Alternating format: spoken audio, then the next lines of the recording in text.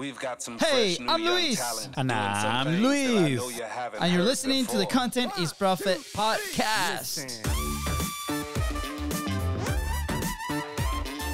Happy Monday, everybody. Welcome back to Content is Profit. FONZI, how was your weekend? That was good. Yeah. I rested a lot. Yeah, I let's go. needed it. I needed to sleep. And also, it was even better because my soccer team right here, Okay, the cut best to team me. in the world, you know, they're back at first place in the Premier League. So let's go. I'm just going to say in our Saturday League, guys, we made it to the semifinals. Let's go. Next weekend, tune in. We might stream it live. Who knows? Oh, We'll that'd see. be pretty That'll cool. be That'd good. be pretty cool. Anyways, today we have a very special guest, and I'm excited to start talking because this thing that we're going to talk about has helped us move the business forward and our publishing forward in many ways. Yeah, we So I'm actually stoked. have a related call every single morning. I know. From Monday to Friday. We should have met our guest before. I Just know. just going to put that out. Anyways, It's going to be an interesting topic. yeah. Are you ready, FONZI?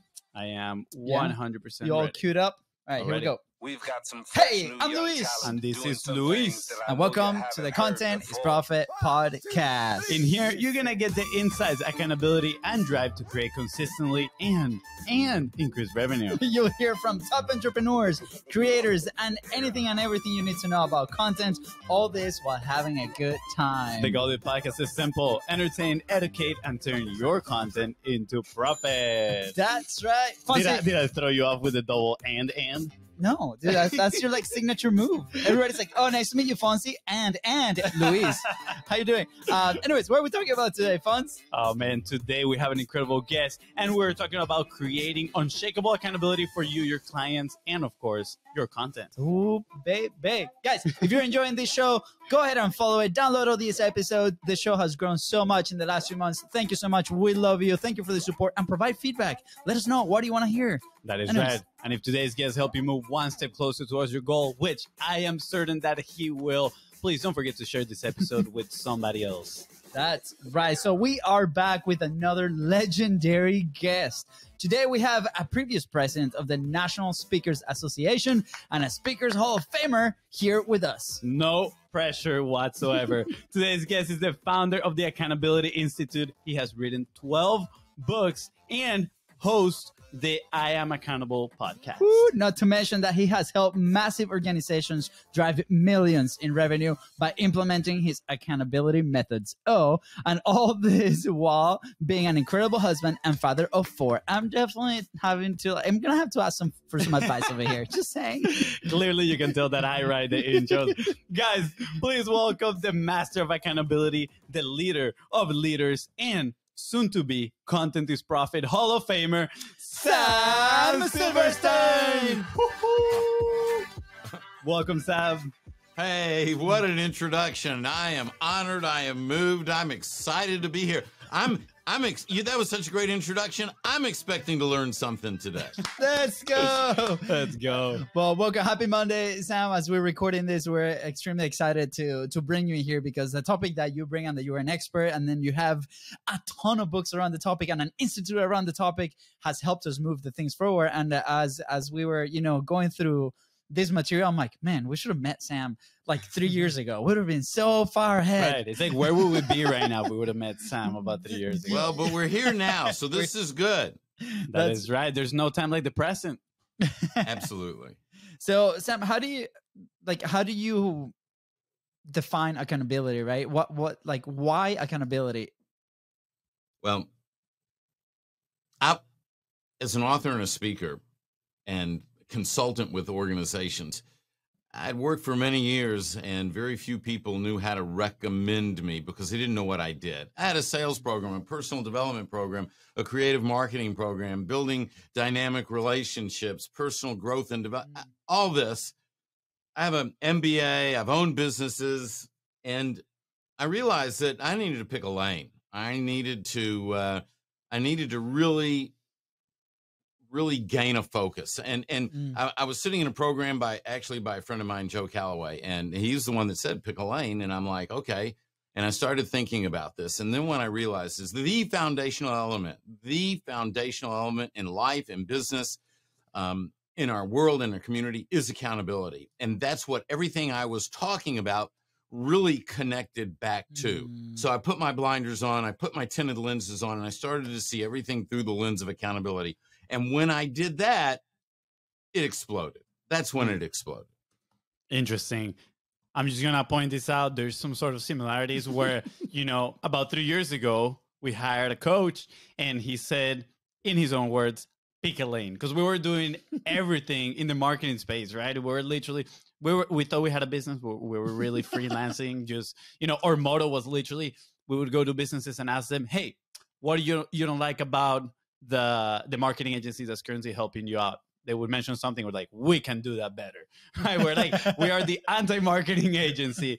And everything changed when we actually picked a lane, just like you did. Yeah, it's, well, several things happen. One, you gain focus. And when you gain focus, you start to go deeper. You know, knowledge is abundant. And what is a commodity is surface knowledge. Anybody can grab a book, read a book, and then they go out and they start talking about the book, but that doesn't mean they're an expert. And what I realized early on is I wanted to be the proverbial iceberg. When I showed up and talked about something, I wanted my client, my audience, to see the tip of the iceberg and not necessarily know about how much depth was there. And then over time go, oh my gosh, there's so much more here than I realized. Well, that can't happen unless you put those blinders on and you go deep. And that's, you know, you mentioned my books. Recently, I looked back at my books and I realized each book needed the book before it. And so, because what I've done is I peel it back and go deeper. Then I go a little bit deeper. Then I go a little bit deeper. Because it's through that process of discovery that we're able to get to that depth. You can't get to a meaningful depth and be unique in the marketplace if you're living on the surface. Yeah. Fun fact here, real quick. The other day I was cleaning my car and I had these Post-it notes on the side and I picked them up and I started looking at them. I was like, what do I have in here? One of them was kind of like a messaging cadence for like cold email. And then the next one was this thing that I wrote a long time ago called the Message Distillery Theory. And it was literally the same thing that you're talking about. It was about every time you share your message, the more you share it, it's kind of like, let's say a good whiskey, right? Like you distill it and the more you distill it, like the better it becomes. And I was like, look at that. That is awesome. It's a great reminder that I just need to keep sharing my message, right? So I'm seeing you here, like getting excited about it. So I'm sure you got something else to say about this. Well, I mean, that's what it's all about. Repetition is the mother of learning. We just had our annual accountability summit this past week, and that's where our certified accountability advisors come together and we talk about this message of accountability, leadership, workplace culture, how to go deeper, how to help our clients with it.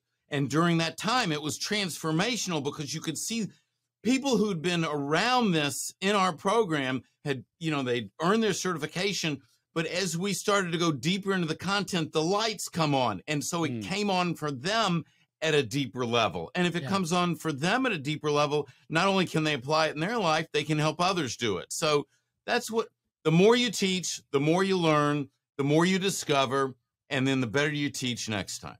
Yeah. That's right. So guys, make sure you are sharing your message consistently because the more you do it, the better it gets. Yeah. Be careful. Just be careful because when you have kids and you start teaching them, sometimes they just may get tired of hearing those same things over and over again. Now, I'm not talking from experience with 4 kids or anything. I'm just saying perhaps that could happen in someo's life. Yeah. So how old are your kids? My kids are adults now. They're adult children. So now it comes back to me. You know, Dad. You told me X, Y, Z. I was going to say, aren't we all adult children, though? Yeah.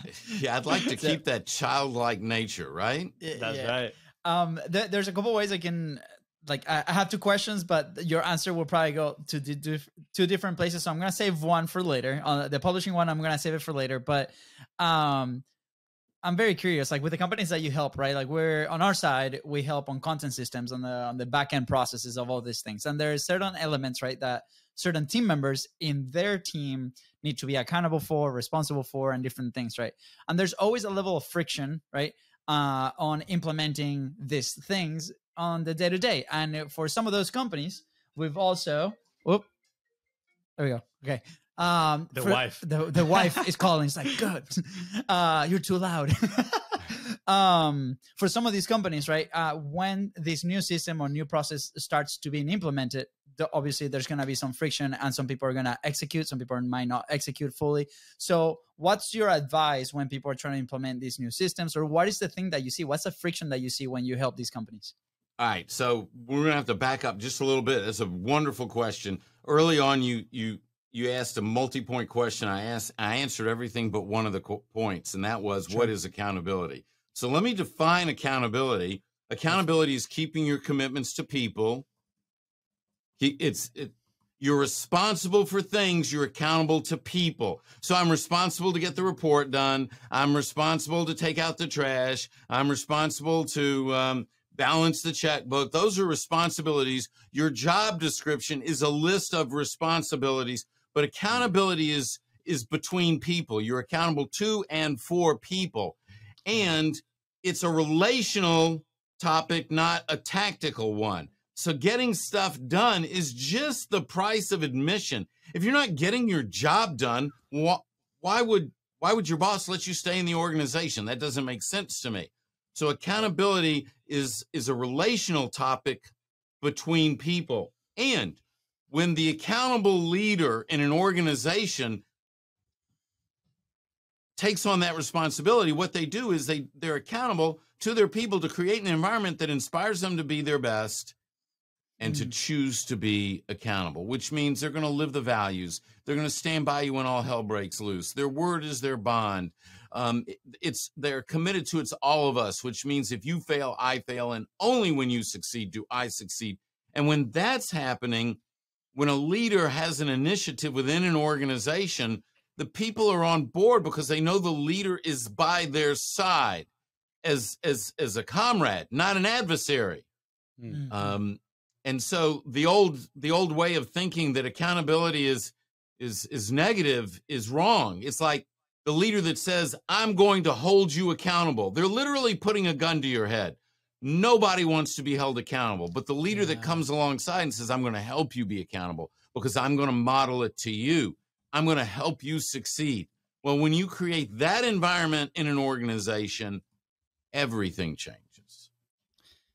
Wow. So I love it. How do you create that environment, right? Or how do people start creating that environment, right? Because a lot of it now, especially, we have a lot of companies that are not on site, right? So maybe that will create some friction in communication on things. Our team is completely all spread out around the world, so different time zones as well. So how do companies in this modern day start implementing something like this? Yeah, organizations that are virtual, that aren't all together in the same room, the rules are the same. They don't change. What changes is how you step things out. What changes are the tactics. But how do you start this? Well, first you have to define what your culture is in your organization. That culture is defined through a set of values. A set of values must comply. It must be a great set, not great values, a great set. And there's a difference, because if it's not a great set, it won't touch on everything that needs to be touched on to create this high performance, sustainable culture.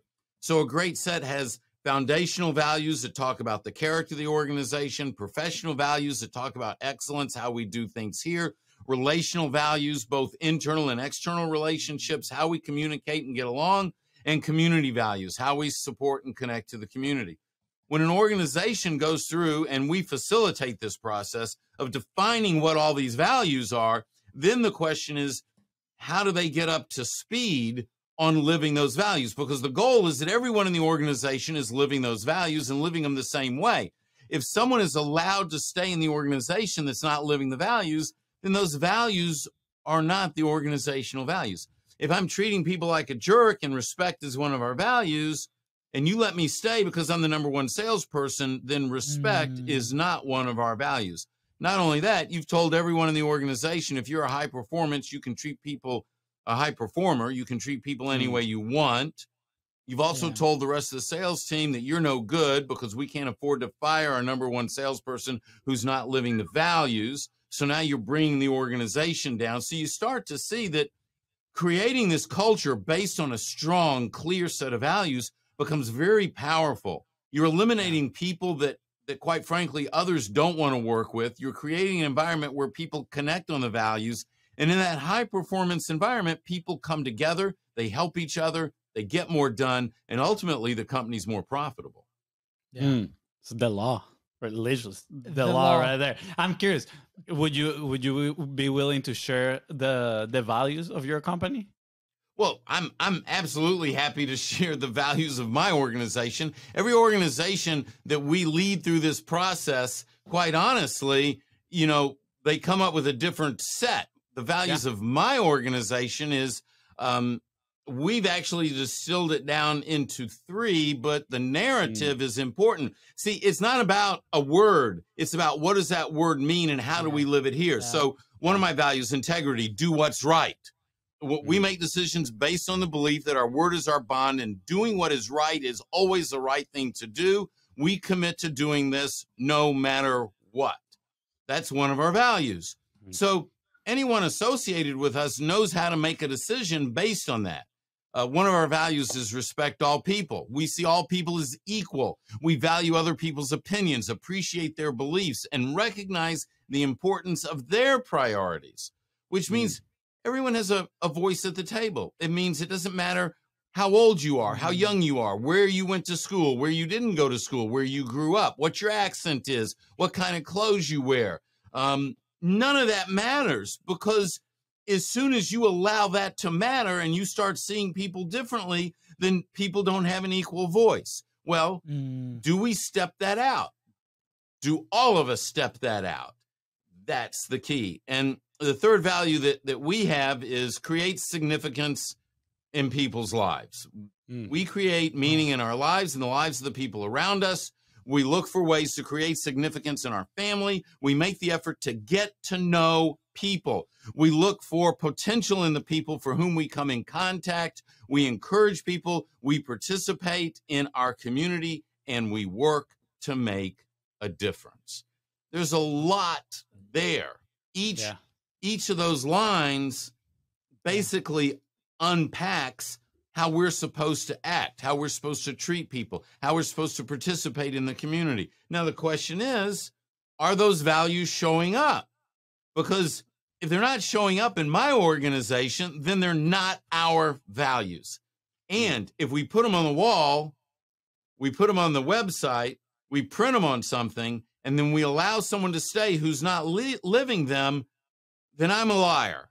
And nobody wants to work for a liar. Oh, this is very, very powerful. I love it. We actually have our own set of core values. We actually go through them with our team every Monday. Listening to yours, I was like, man, like I love this. I wonder. The bar was just raised. Yeah, like I wonder. we definitely need to dig deeper in our values. It's like Sam has done it once or twice. Well, I will tell you, if you want a little help with it, you can go to valuesworksheet.com and there's a free download. Valuesworksheet.com. There's a free download that'll step you through how to discover what your values are, either individually or you could use it organizationally. Yeah, this played exactly into the question that I had in my head as you were going through this, right? Because I go back to the initial stages of the company that we started to build, 6 years ago. And it was all over the place. We sold stickers, we did printed t-shirts, we marketed a brand, we go here, all these things, right? We're just hunting the shiny object. And we failed miserably, right? Until we found content, which is the thing that we do now on the podcast and these things, right? And once we got that, then we felt like we had some time to really sit down on this. But while we were in the starting point, in the transitioning to what are we actually building, people are the coaches and the people that we were like looking forward to meet, and all this advice, right, was coming like, you guys have to define your values. But for some reason we always left it right to a side. We're like, oh man, like if we don't sell, we don't eat, so let's go sell before we do this, right? And I'm sure there's some people listening that they might be in that situation where they might feel like they don't have the time to put and think into this, right? Because once we sat down, we started asking very important questions. What drives us? What are the values that come from family, right? All these things that are coming from external, like how do I perceive, like where do we want to go? Like how do we want to present ourselves and be honest with ourselves and present it to the team? And then once they come on, like, are they the right fit? Like all these questions come to our head. So what do you say to people that might be putting this off to the side, or they have something in there, but they're not paying enough attention to it since it's so important? Well, it's easy to put things off to the side. I mean, life is hectic. Life is busy. I think things are busier now than ever before. Just the other day, I was trying to remember what life was like before email, you know, and you think, and I'm like, I just can't imagine, but there's always something coming at us. Yeah. Here's one of the things that we teach. We teach that it's important to know what your unique purpose is. And your unique purpose is what brings you joy in the service of others. That's how we define it. What brings you joy in the service of others? And we have a way of figuring out what that is. We've sort of unpacked that and reverse engineered it. And when you know what your unique purpose is, then what is your mission? Well, your mission is your purpose in action. Your mission is your purpose in action.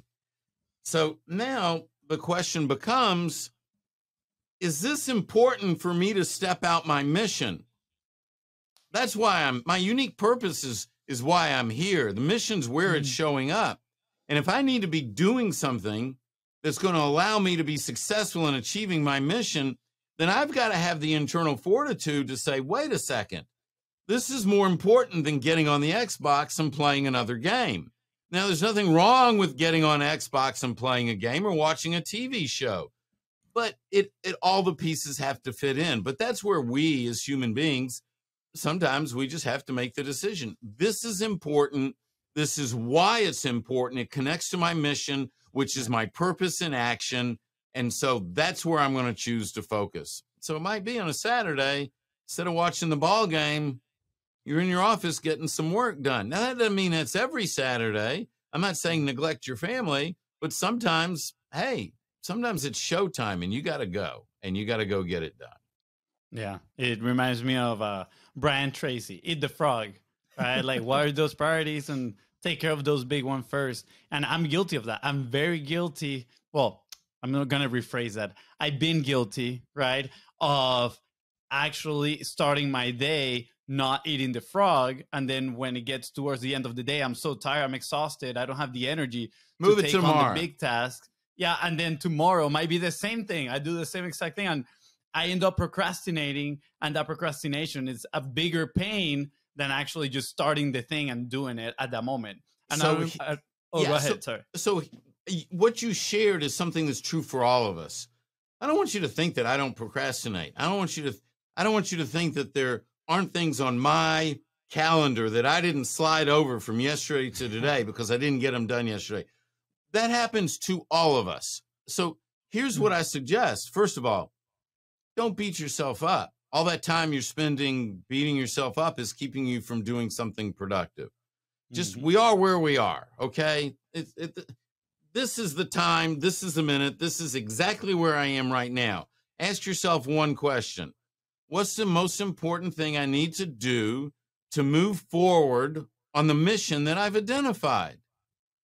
And then do it. And it doesn't matter if the phone is ringing or you're getting a text message or this is blowing up, or we are going to be inundated with distractions. And the hardest thing for me, and I imagine for a lot of other people, is eliminating the distractions, picking that one thing and go get it done. And then when it's done, pick the next thing. Because if you don't do that, there's just too much to do. And then you just kind of throw your hands up and you give up. I'm done. There's just too much to do. Well, yeah, you're not going to finish the race today.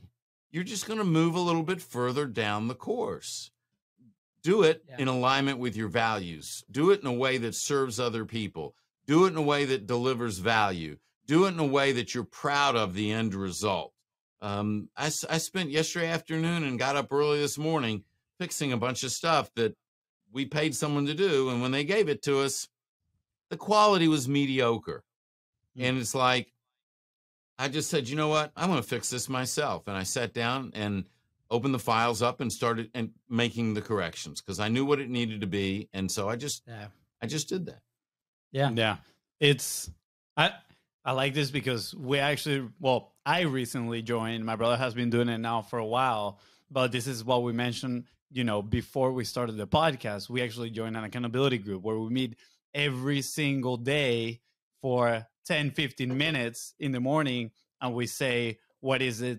That big frog, what, right? The big frog that we're gonna eat that day. Yeah, the accountability circle. Let's go. Okay, now let's talk about that though. You brought this up. I love it. You could say I wrote the book on it. He wrote the book on it. We just said it. Yeah. I did. Oh my gosh, that's right. That's me. All right. Here's the thing, guys. I was having a conversation with somebody a few months ago and talked about how at the Accountability Institute, everyone that is enrolled, that is working on their certification, we get together weekly and they're in my accountability circle. And he goes, oh, I want to be in a group where, you know, I said, why do you want to be in a group? He says, well, you know, I want to be in a group where when I say I'm going to do something, they'll hold me accountable so it gets done. And I said to him, I said, I don't think I'd want to be in a group with you. And he was like, you know, he was just, I'm a nice guy. My mother loves me. What are you talking about? I said, I want to be in a group of people that when they say they're going to do something, they get it done. And those people will hold me to the highest standard and help me be my best me. They'll challenge me based on my values. See, mastermind groups, and we've all heard this term, are great. And it's all about best practice. To me, an accountability circle is first and foremost understanding what, if the three of us are in an accountability circle, we need to know what each other's values are. We need to know what our unique purpose is and our mission. Because in what you're going to say, I'm going to share a situation. I've got to make a decision. I don't know what to do. What do you think? And you're going to go, Sam, well, the three things that you're looking at, one of those doesn't even line up with your values. I'm going, oh, you're right. I don't even know why I would think that. Okay, that's off the list. That's an accountability circle. An accountability circle is helping people stay aligned with their values, with their mission, and be their best self as they navigate the challenges that they're faced in their personal and professional life. The mastermind part of it, the best practices that we can learn from each other, well, that's on top of it. But until you lay that foundation, nothing happens. And when a group matures to the point where they realize that that's the foundation for the group, the values, the mission, and helping align each other align with that, that's when the group gets really powerful. That's when we see the best results. Yeah. Oh, I love that. Can I read one of my personal core values? I love it. Bring it on. I would love your honest feedback on this. So I like to put like names to everything. So this one is radically heart-centered. I'm radically honest and an open individual who connects with everyone at a deeper and meaningful level. I act in accordance to who they told me they want to be and will hold them accountable. Right? So I think that one, in a way, came from a need of also holding myself accountable with myself, right? Of doing things. I'm like, I would also like you were talking about, being in a circle of doers, right? People that when they're going to say something, that they're going to do something, they're going to do it. And I'm like, I want to be one of those people as well. And at the same time, just like you mentioned the other guy, I kind of resonated there a little bit. Like, I would like for them to tell me if I follow my values, right? And they tell me this, they hold me accountable. So I'm curious, like, what do you think on that, right? And I started just rethinking about this because I was like, okay, I don't want to come in with the mindset. I don't want my core value to imply that I don't do things, or that I'm surrounded with people that don't do things and that I have to hold them accountable, right? I want the people that are already accountable with themselves. So you asked me for my honest feedback, right? Yeah, give it to me. Are you sitting down? No, but he can be. Yeah, okay. Yeah. All right. So first of all, I love the fact that you have a phrase and not a word. So, you know, I didn't tell you my value is integrity. I said it was integrity, do what's right. I didn't say respect. That's respect all people. I think it gives it more understanding, depth, richness when there's a phrase versus a word. Now, can you do it with a word? Yes, but I prefer a phrase. I also think the narrative is important. Read your narrative to me again. I want to make one suggestion. I'm radically honest, an open individual who connects with everyone at a deeper and meaningful level. I act in accordance to who they told me they want to be and will hold them accountable. I act in accordance with who they told me they want to be. They want to be, and I will hold them accountable. I will help them be accountable. Mm. Don't hold them, help them. Perfect. I'm fixing it right now. Great. I'm honored. Yeah. Help them. Don't hold them. Thank you so much. Help them. Yeah. How can you help them? Let's talk about that. You can help them by modeling what you want them to be. You can model these 10 commitments. You said you had my book, No Matter What. You're reading through it. There's 10 specific commitments that define accountability. Live those 10 commitments. Model them. And then encourage them to be better. Encourage them. Look, we live in a difficult time. And there's a lot of radical thinking out there. A lot of people think they're right about a lot of stuff that they have no idea what they're talking about. I sat down to have dinner with a client once, and it was the night before a program. This is the third time I've spoken for this client. Then he says at dinner, this is a chief operating officer. He says, tomorrow there's going to be 500 people in the room. They're all middle-level managers. First of all, I hate the term manager. They're leaders. You manage things. You lead people. Second, he says, none of them have a college degree. So keep it simple and give them 3 good points and you'll be wonderful. You know our company. Well, at this moment, he just put a ceiling on 500 important people in his organization. He said, they don't have a college degree. They can only handle it if it's simple. Mm-hmm. Now, I have a choice. I either ignore it or I speak up. You know, he should have said, Sam, you've worked with our company before. Don't hold back. Give them everything you have. We've got great people. They'll take it and run with it because I'm going to help them do that. He didn't do that. So now what you allow in your space, you condone. What you allow in your space, you condone.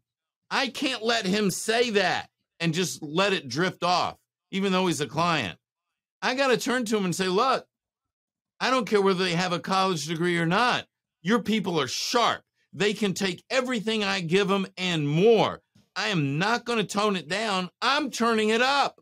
I want you to outperform next year what you did this year. I got to turn it up to do that. What you allow in your space, you condone. If you want to help people be accountable, we have to find non-confrontational ways to point things out. So it's like I'm at the dinner table with my wife and another couple, and someone says, you know, there's someone in the organization that's earning over 6 figures, and then she comes in one day and says, I want to take the rest of the day off. And you would think that she's smart enough to know better than that. And I said, wait a second. So you're saying if you're earning over 6 figures, you're smart, but if you're earning under 6 figures, that's acceptable because you're just not that smart. And no, that's not what I mean. That's what he said. Okay? And so I kind of have to laugh, and I say, oh, so you're saying if someone's not earning 6 figures, they're dumb, and it's okay. No. So I challenge him on it in a friendly, non-confrontational way. But what you allow in your space, you condone. I can't allow that to go on. Not if I'm going to be accountable to the people around me, as I say that I am in my values. Wow. This resonates big time. You know, that before BIZBROS, we were like in the fitness industry, so we had coaches teams and sales teams, and so you know, we in a sense have been involved with people from the very, very, very beginning, almost 10 years now, which is crazy. And it resonates so much, the whole versus the help, right? Because on the whole, also, as you're going through this in your head as a leader, in many ways, you're like, man, like I'm feeling a lot of weight on my shoulders, right? The perception is I have to carry this on. Like I have to like bring them with me, like the vision and the thing, right?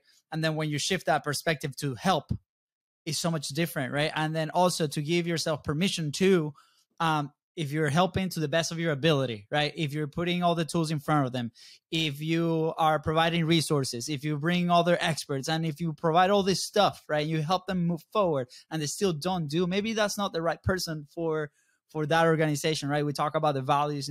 So as you're describing all the situations in my head, I'm like, boy, like this massive weight shifted in my shoulders just by changing that perspective. And I call everybody out right now that are listening to the podcast, either in their business or managing their content teams.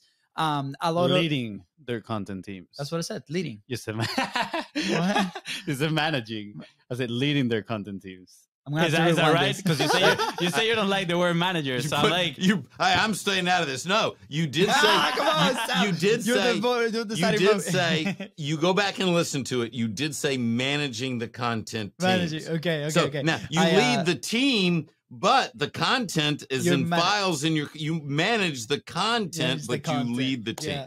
Very good. Okay, awesome. Sounds good. Point for FONZI.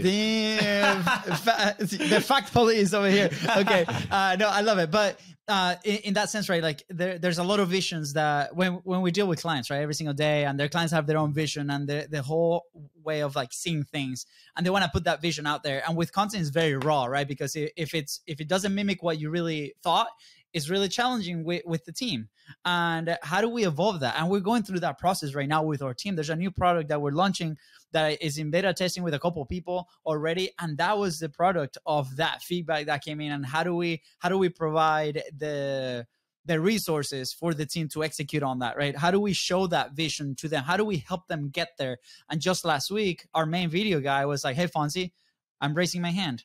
Let me do this, right? Because FONZI built a prototype to show the vision and help the team move forward. And then they all raise their hands instead of us assigning them and telling them what to do and like hold them accountable.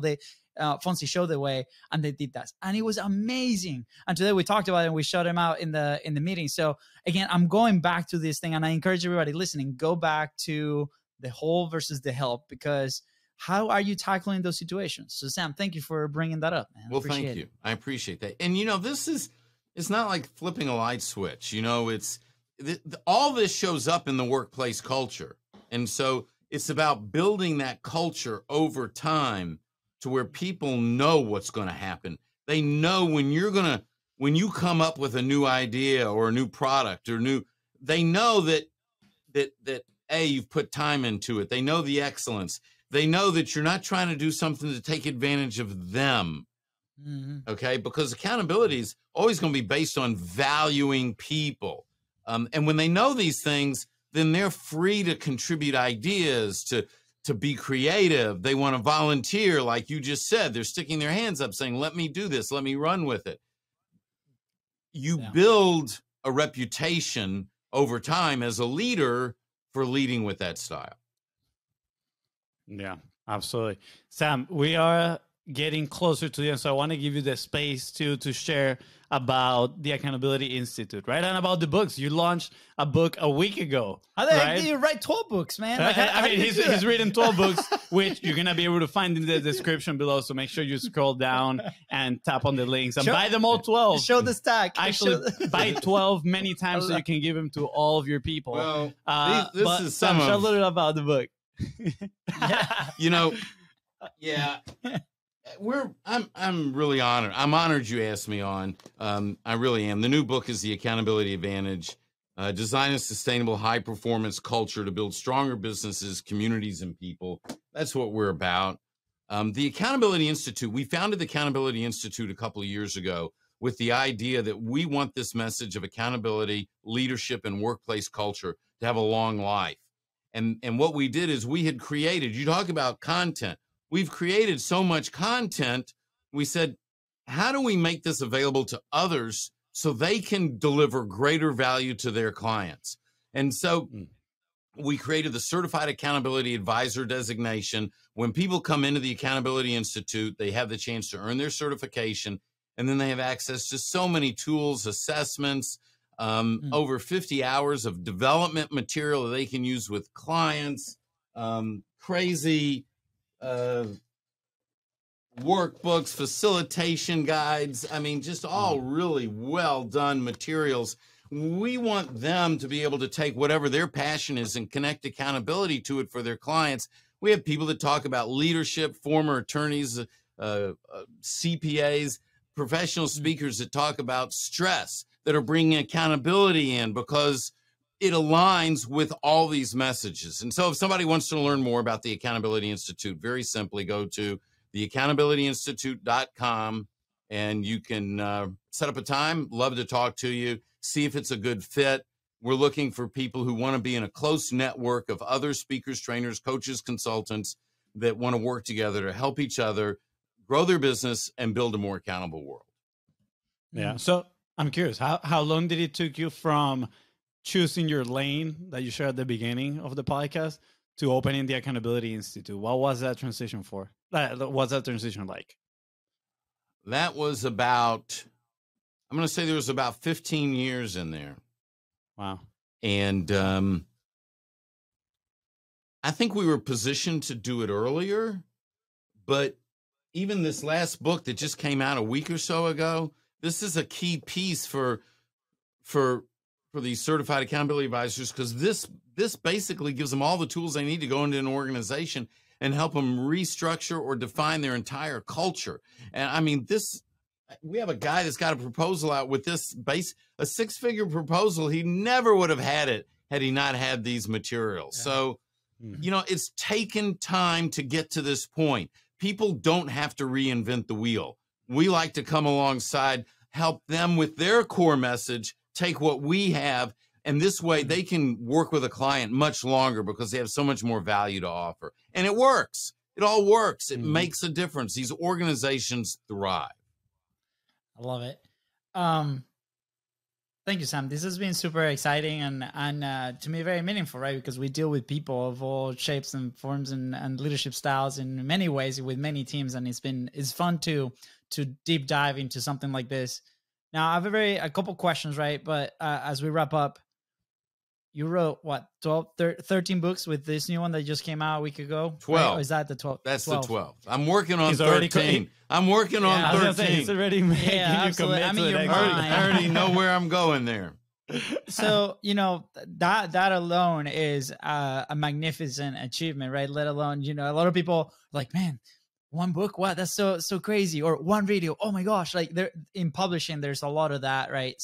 So what was your biggest challenge when it came to publishing and putting your message out there? Obviously, you have a ton of years of doing the thing and a speaking experience, experience, right? But when it came to putting that message out, right, you guys are fully committed with the Institute, with the content that you guys put out there. But what was the biggest challenge, and how do you overcome that?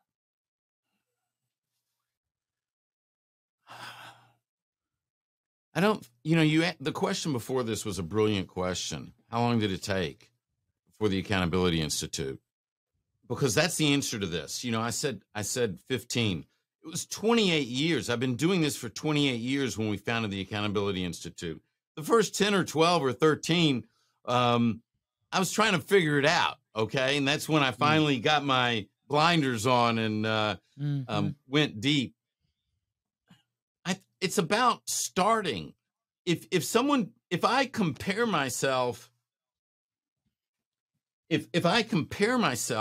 to someone else, it's overwhelming. Oh my gosh, he's got 70 books, 60 books, 50 books, he's whatever. And I'm like, I could never do that, you know. And the biggest challenge is doing what's right in front of us right now.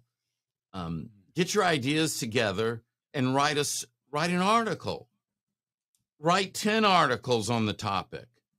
The 10 articles that you just wrote on the topic are your 10 chapters in your book.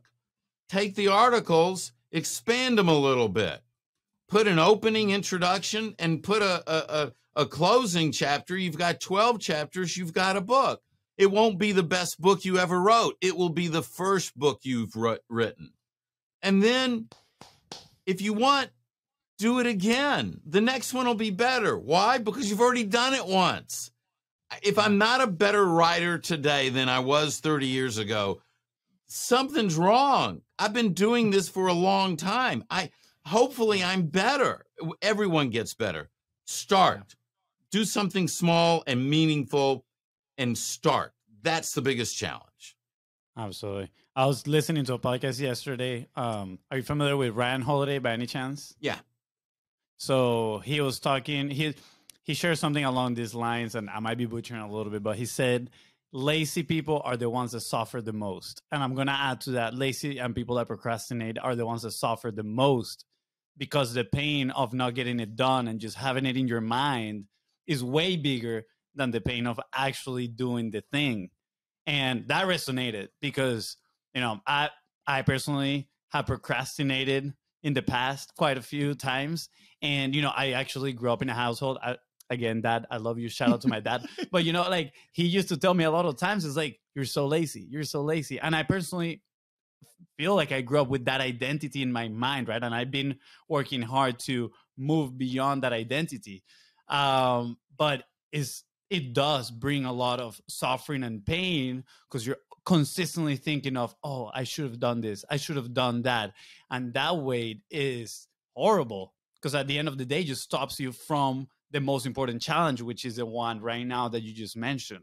So again, this is a call out to people that are listening right now. You right now, if you have something that you need to get done right now, sometimes the difficult part is you starting. And once you start, it's game over. You got it done. Exactly. And then go to Salmon so they can help you be accountable for the rest buy of your all 12 journey. books. Yeah, and if you want to, hey, you know, we talked about, I love that. Sure. Buy all 12. Buy 3 copies and share them with friends.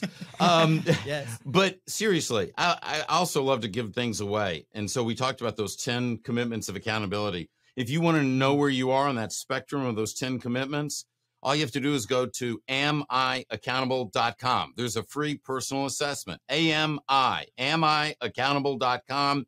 Take the assessment, see where you are. Start on this journey. You know, our mission, my mission is to build a more accountable world. The mission of my organization is to help 100,000 executives and business owners build a more accountable business and create a sustainable high-performance culture. I can't do that alone. That's why we have to give these things away. We need people, we need to raise the awareness. And you know what? If the Accountability Institute might be in the back of your mind, give us a shout out. Let's talk about it and see if it's a fit. That's awesome. I'd love to come back and talk to you guys again. You're the best. Let's go. Thank you. We earned their respect. Let's go. Let's go. That was the whole purpose. Yeah. Getting that second interview. Just saying. It would be an honor. It would be an honor to have Yes, you. I would love absolutely. to talk about the speaking side. I think that would be absolutely amazing. Talk about your journey and how to make it into how you made into the Hall of Fame for speakers and how you made into the Hall of Fame for Content is Profit, of course. What do they give you like a golden mic? That'd be great. I got a glass little statue upstairs. It's not in the studio here, but I did get something. Yeah. All right, we're gonna have to That's start. awesome. We're gonna have to start sending something for Hall of Yeah, Famers. we're putting it out there. So you're coming back for the speaking side because Please that's let me know amazing. when. Yes. We'll put it on the calendar anytime, guys. Let's go. Awesome. Thank you. So as we wrap up the show, last question, I promise. It's where will you be if you never published? Well, I wouldn't be here, and I wouldn't be.